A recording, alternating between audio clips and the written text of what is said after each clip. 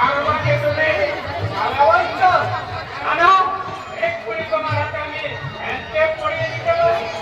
ওরে শালা, এই মামলা তোকে টিকবে না। কেন টিকবে না কেন? সে শালা নয়, সে শালা দাদুর গলা।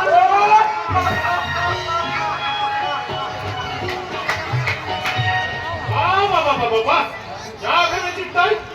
যখন তখন এই গাড়ির পুরো চাকরটাকে নিয়ে এইভাবে হইচই করলে মায়ের কথা শুনতে পাবি কি করে? যাকে তুমি কোনো চাকর বলছো, সে আমার দাদুর আমল থেকে এই বাড়িতে কাজ করছে। আগে অন্য দাদু আমার নিজের দাদুর থেকে কম না মামা।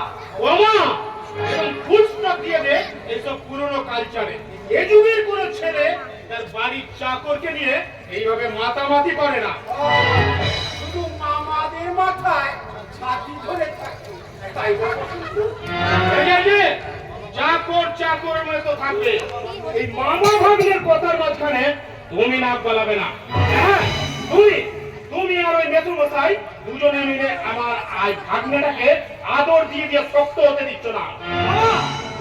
তুমি আমার মায়ের কথা বলছো তো?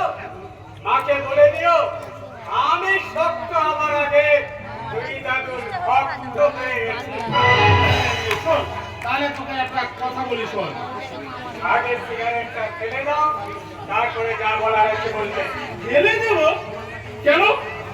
মামা, তুমি বোধহয় জানো না গুরুজনদের সামনে সিগারেট খাওয়াটা অসভ্যতা।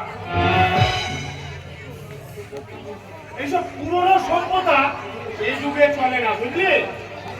মায়ের রাস্তাতে তুমি অনেক পেয়েছি। তোরা কি মনে করেছিস আমাকে টেনে আবার পিছনে নিয়ে আসবি? পারবি না, তা পারবি না। কি করে পারবে বসন্ত, কি করে পারবে? বৌমা যে তোমাকে সবসময় পাহাড়